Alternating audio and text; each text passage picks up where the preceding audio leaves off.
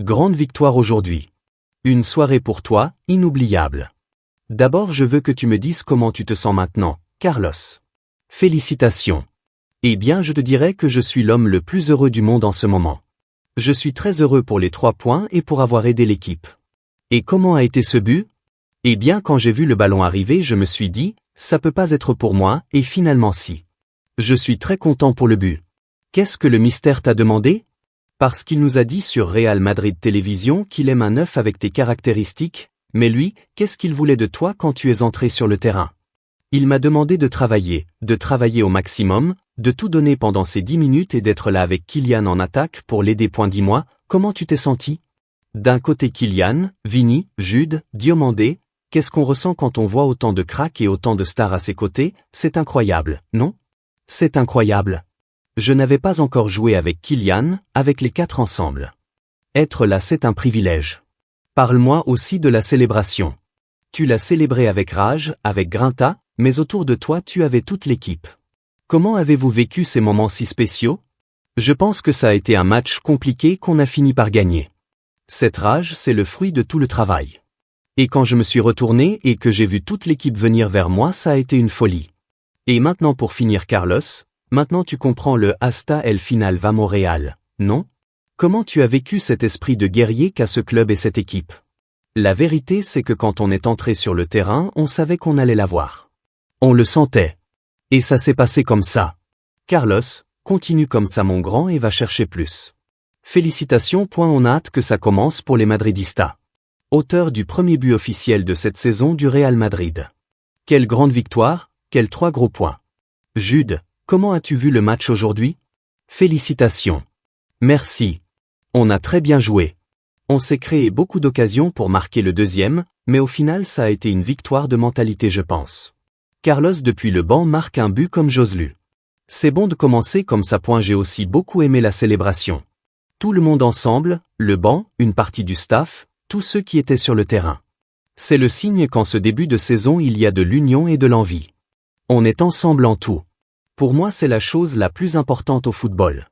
Ensemble dans les moments difficiles, ensemble dans les bons moments. Toujours ensemble. C'est important. Ton but, coup franc, but en jeu, sur coup de pied arrêté. Le mystère nous a déjà dit ici qu'on travaille ça à la Ciudad, à la main de Sami Khedira et de Pedro Machado. Vous insistez beaucoup là-dessus? Oui, on a travaillé ça à l'entraînement cette semaine. Très bon ballon, très bon mouvement des autres pour me créer l'espace. Et ce n'était pas un but facile. J veut te poser une question. Tu as fait un mondial spectaculaire avec 7 buts. Aujourd'hui tu as été immense, sachant que tu es le dernier arrivé, que tu t'es incorporé tard à la pré-saison. Tu nous as beaucoup fait penser au Bellingham de la première saison. Comment tu te sens? Comment tu vas? Je ne sais pas, je pense que j'ai fait les mêmes choses que les 2 dernières années, mais avec un but en plus. Quand je marque des buts tout le monde dit qu'est-ce qu'il est bon. Mais pour moi le plus important c'est d'aider l'équipe dans tous les matchs. Avec ballon bas, avec ballon plus haut, avec des dribbles, défensivement aussi. Marquer un but c'est toujours spécial, mais le plus important c'est d'aider l'équipe. On aime cette version de toi. Merci. On est maintenant avec le mystère. Mystère, ça c'est le Real Madrid, jusqu'au bout, vamos Real. Comment tu te sens maintenant après ce grand triomphe ici dans un terrain très difficile comme celui de l'Espagnol? C'est un grand triomphe parce que c'est un grand adversaire. Eux ils n'ont eu aucun joueur à la Coupe du Monde. Ils travaillent ensemble depuis cette semaine. Ils ont joué beaucoup de matchs amicaux et on l'a senti dans l'intensité du jeu. Match difficile autant pour casser l'organisation défensive que pour contrôler les transitions rapides qu'ils avaient. Ils avaient des jambes, de l'intensité et de la vitesse pour nous faire mal. Mais notre deuxième mi-temps est très forte. C'est une deuxième mi-temps très forte contre un Espagnol qui donne encore plus de valeur à notre victoire. Des points comme cela peuvent à la fin signifier beaucoup dans une saison. Il a fallu beaucoup d'efforts et une bonne gestion de l'énergie des joueurs. Je ne m'attendais pas non plus à ce que certains jouent autant de temps, mais ils jouaient et avaient un très bon impact sur le match. Mais à la fin, avec l'équipe un peu fatiguée, je suis passé à 2 attaquants. J'ai décidé de faire entrer Camavinga pour donner un peu plus de contrôle parce qu'à ce moment-là on jouait seulement avec 2 joueurs au milieu. Arda jouait plus à l'intérieur et Danfre à l'extérieur. Quand je fais entrer Tran et Diomandé c'est pour inverser la situation. On a eu beaucoup plus de 1 contre 1 avec les défenseurs de l'Espagnol. Je suis content pour l'effort et content pour ce feeling. Quand tu commences à gagner des points à la dernière minute, ça peut signifier quelque chose dans la saison. Et ce feeling dont tu parles, on l'a vu dans la célébration du deuxième but. Toute l'équipe, ceux qui étaient sur le terrain, tout le banc. Qu'est-ce que tu as ressenti en voyant cette union? J'aime beaucoup, mais je pense que j'ai été le seul avec le sang-froid parce qu'il restait encore quelques minutes à jouer. Il fallait donner une structure différente à l'équipe. À ce moment-là, il fallait défendre en ligne de 4 au milieu et pas comme un bloc offensif. Celui qui est entré était frais, il devait travailler pour Vini et pour Kylian. Tout ce feeling est un feeling très positif. Maintenant il faut se reposer parce que j'ai vu hier Betis Real Sociedad et on parle de deux équipes très bonnes. Et mercredi là au Bernabéu avec le public derrière, ça ne va pas être facile. Qu'est-ce que tu donnes à l'équipe? Ça. Mais pas seulement du travail.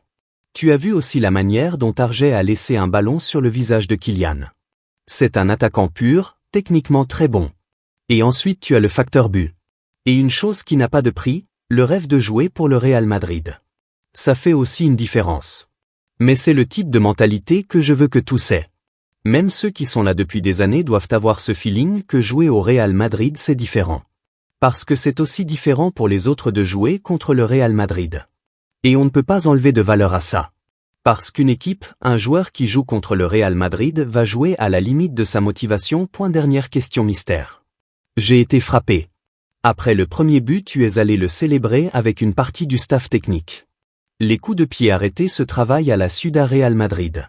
Quel mérite tu donnes aussi à tout ça, à Pedro et Sami? Pedro et Sami sont les deux qui travaillent les coups de pied arrêtés défensifs et offensifs. Et évidemment on est un staff technique. Mais ça me donne aussi une saveur spéciale pour eux deux. C'est un grand feeling. Et presque le deuxième but, je pense que c'est sur corner en deuxième mi-temps. L'année dernière on a marqué très peu de buts sur coups de pied arrêtés. Il faut marquer plus. Merci mystère. Merci les gars de la Castilla, mais évidemment avec l'objectif d'arriver en équipe première du Real Madrid. Sortie du Real Madrid. Image en direct de Real Madrid Télévision. Salut à nos collègues de Mourinho et aux supporters qui sont dehors de l'hôtel de concentration. L'hôtel d'où sortent aussi Courtois, Rudiger, Lunin, les joueurs convoqués, plusieurs Cantrano. Le coach va donner beaucoup d'importance à la Cantra. Hier il l'a commenté en salle de presse. On a tous les nouveaux. Konaté, Diomandé, Espé, Bernardo Silva, Cucurella, Dumfries. Bon, on va voir dans un moment le 11 titulaire, le premier officiel. Mourinho l'a déjà dit hier, je le sais et les joueurs aussi. On va voir qui a les meilleurs contacts. On voyait d'ailleurs la première pépite. On voyait Cucurella qui rentre à la maison, au club où il s'est formé, à l'Espagnol. Aujourd'hui les deux clubs de sa vie s'affrontent. Celui dont il était supporter quand il était enfant, le Real Madrid. Et celui où il a fait ses premiers pas, l'Espagnol. On voit aussi Janet. On va voir s'il est titulaire ou pas. Mourinho l'a très bien dit hier. Il y a des joueurs avec 36 entraînements, il y a des joueurs avec 6 entraînements. Logiquement on a tous envie de voir Jude Bellingham de départ. Il a fait un mondial de joueurs absolument top mondial. Mais il y a aussi des gens comme Brahim, comme Arda Güler qui viennent de jouer. Je me la joue, il va être titulaire pour tout ce que je vous dis. Clairement, ce n'est pas la même chose d'être bon que d'être bien. Tous sont très bons, mais tous sont différents. Ce que te donnait Brahim sur la droite, même à 10 ans. Pourquoi en Espagne on continue en 3? C'est aussi ce qu'on sent. Et que sentent aussi les arbitres du CTA? Ils sentent évidemment tout ce qui se passe avec les décisions qu'ils prennent avec le Madrid ou avec le Barça, par rapport à leur évolution, à leur montée ou descente avec cet indice corrupteur dont ils ont parlé dans l'instruction de cette affaire. Ou comme ça se passe aussi avec la promotion pour devenir internationaux, où il y a beaucoup d'argent et une continuité assurée pour certains arbitres qui sont évidemment dans ce système de la Fédération espagnole de football et du CTA. Donc non, il ne suffit pas de tourner la page, il faut aller jusqu'au bout. Et évidemment il y a des paiements qui sont à toutes lumières anti-éthiques et à toutes lumières impossibles à prouver de la part du FC Barcelone. Parce que même Negreira est arrivé à dire qu'il n'avait aucun type de rapport. C'est pour ça qu'il faut faire un exercice difficile avant chaque journée. Pensez seulement au football et pas à autre chose. Le Real Madrid arrive, il est 20h, image en direct de Real Madrid Télévision. Courtois descend, les joueurs convoqués. Et dans un instant on va connaître le 11. Le premier officiel de cette nouvelle étape de Mourinho au Real Madrid. Faisons confiance à ces gars qui descendent maintenant du bus avec l'envie de démarrer une nouvelle Liga. Qu'ils fassent quelque chose de similaire à ce qu'ils ont fait avec Mourinho en 2011 à 2012. Battre tous les records existants jusqu'à aujourd'hui. Ou comme en 2023 à 2024 faire une Liga extraordinaire. Parce que si tu mets 0-2 à la 20e minute, ça va être très difficile pour qu'on te remonte. Si le match est 0-0 à la 70e et qu'on te siffle un penalty, ce même penalty qui te donne le 1-0 à la dernière seconde, ou in extremis comme il le donne au Barça dans tant de matchs, au Real Madrid on ne te le donne jamais parce qu'on ne te l'accorde pas tant que le score est serré. Faisons donc confiance à ce que l'équipe ait autant d'envie, autant de faim, soit si bien dirigée, si bien renforcée et aille tous dans le même sens pour être capable de remporter ce championnat contre tout et contre tous. J'ai confiance en eux. On va voir si c'est un bon début. Ce match est toujours difficile à Cornellà. Avec le vent en poupe que beaucoup d'équipes ont pour leur trajectoire dans la saison.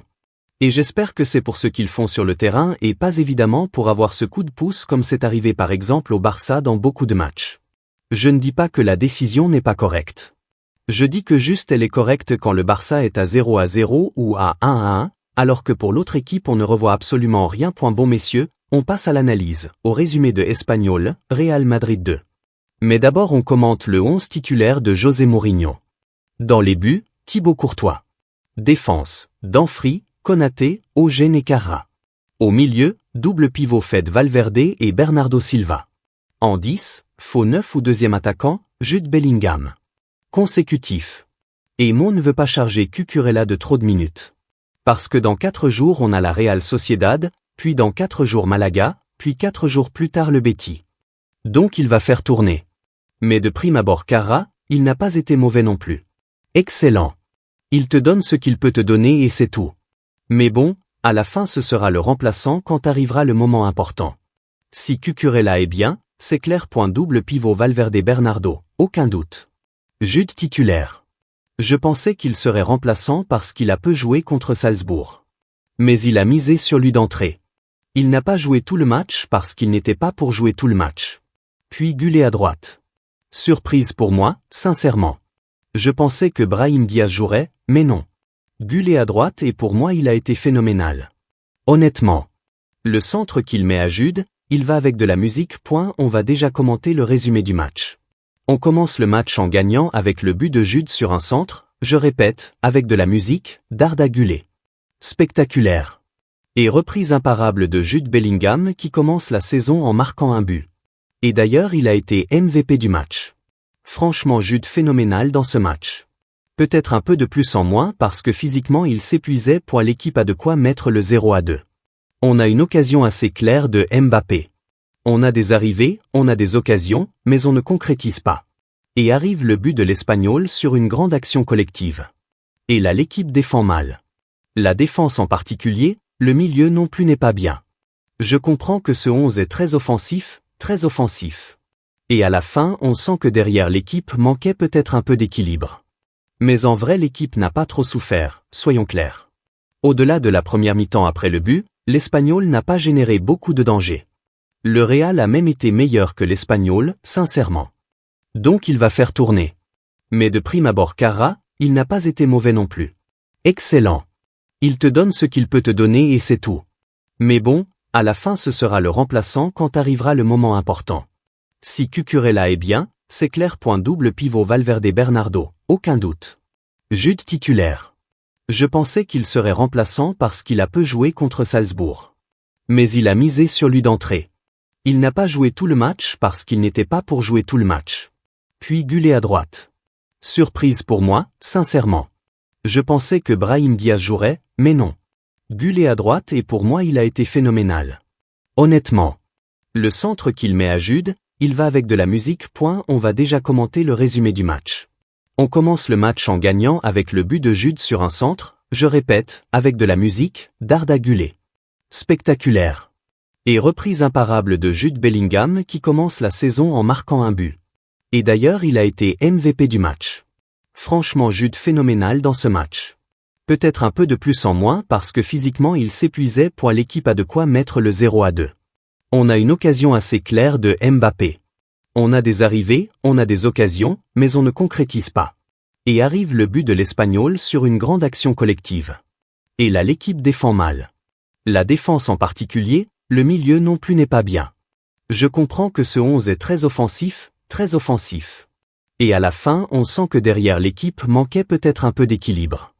Mais en vrai l'équipe n'a pas trop souffert, soyons clairs. Au-delà de la première mi-temps après le but, l'Espagnol n'a pas généré beaucoup de danger. Le Real a même été meilleur que l'Espagnol, sincèrement. Je vois donc un peu la même chose. Ce sont deux joueurs qui ne se nourrissent pas et qui même s'empirent mutuellement. Pourquoi? Je pense qu'ils occupent les mêmes zones. Je pense que Mbappé est un joueur qui a besoin que tout passe par lui. Et pas qu'il participe moins. Au final Vini prend beaucoup le ballon, c'est normal, il veut l'avoir. Il ne se trouve pas non plus. Et Mbappé ne trouve pas Vini. Vini trouve parfois Mbappé, mais pas souvent. Je veux donner un exemple. La connexion Benzema-Vini était spectaculaire. Parce que Benzema est un joueur avec qui tu te combines phénoménalement. Parce qu'il sait jouer pour les autres. Par exemple Mbappé et Benzema. Je me souviens de cette dernière période en France où ils étaient phénoménaux tous les deux. Parce que Mbappé jouait pour Benzema, mais surtout Benzema pour Mbappé. C'est un attaquant qui sert à ça, à jouer avec les ailiers. Avec Cristiano, avec Bale, avec ceux qu'on avait. Et là Vini et Mbappé ce sont deux joueurs qui ont besoin que tout passe plus par eux. Oui Vini est plus collectif que Mbappé. Mais je vois quand même qu'il ne finit pas par s'adapter à Mbappé ni Mbappé à Vinicius. Je m'arrête là parce que franchement je le commande déjà. Au cas où dans 10 journées l'équipe cartonne avec ces deux, tant mieux pour moi. Mais je continue de voir compliqué qu'ils se connectent. Pas impossible. Peut-être que Mourinho va y arriver. Mais pour que les deux se connectent, un des deux doit forcément, entre guillemets, se sacrifier pour l'autre. Autre cas, Jude Bellingham. Jude joue 10, faux 9 ou deuxième attaquant, peu importe. Ça ne change pas grand-chose pour lui qu'il soit avec Vini ou Mbappé. Tant qu'il est plus haut. Mais Vini et Mbappé, je ne sais pas, je vois qu'ils se connectent très peu. En dehors de ça, parlons de Tran et d'Anfri. Franchement c'est déjà clair. D'Anfri est le titulaire de Mon. Et je ne dis pas de beaucoup. Je pense qu'au final c'est un 55 à 45 entre les deux. Mais c'est vrai que si demain il y a un Real Barça, le titulaire c'est d'Anfri. S'il y a un Real PSG demain, le titulaire c'est d'Anfri. Et d'Anfri m'a plu. Vraiment. Très engagé défensivement. Joueur de métier, pur et dur. Ce n'est pas un mec qui va t'apporter des merveilles offensivement ni te mettre un centre de 40 mètres. Même s'il sait le faire. Mais je pense qu'au final ce que cherche Mourinho avec d'Anfri c'est plus d'équilibre. Un joueur bagarreur, un joueur intelligent tactiquement. Un latéral qui comprend quand il faut monter et quand il faut rester. Et il l'a avec lui. Tran il le fera jouer. Sûrement contre la Real à la maison il mettra Tran. Contre les blocs bas où il faut de la création, Tran sera très utile. Mais pour les gros matchs, pour les matchs où il faut souffrir défensivement, Mo a déjà choisi. Et franchement ça m'a surpris. Je pensais qu'il mettrait Tran pour une question de rythme et d'adaptation. Il a commencé la pré-saison plus tôt que d'Anfri. Il a eu plus de temps. Mais non, il a mis d'Anfri. Et on dirait que d'Anfri a fait un dépassement à Tran dès le jour 1. Attention, ça peut changer dans 2 mois. Mais pour l'instant Tran traverse des mois compliqués. Au niveau footballistique il ne va pas avec l'Angleterre. Il a perdu sa place en sélection. Et maintenant il perd sa place ici avec d'Anfri qui a priori est moins bon techniquement. A priori. Et attention, d'Anfri rend bien. Il ne se trompe pas, il ne prend pas de risques inutiles, il défend d'abord. Et ça, Mourinho adore. Le sujet Gullet. Moi il m'a adoré. Je l'ai dit dans l'avant-match aussi, le meilleur joueur de la pré-saison du Real. Le pied gauche, la vision, les centres. Le centre qu'il met à Jude pour le 0-1 c'est une passe avec de la musique. Et maintenant il faut voir ce qui se passe. Parce que Diomandé a été très bien aussi. Il est entré, il a dribblé, il a mis le feu au côté. Il a rendu fou le latéral gauche de l'Espagnol. Et tout porte à croire que Diomandé sera titulaire à droite et que Gullet ira sur le banc. Là c'est le vrai problème pour Mourinho.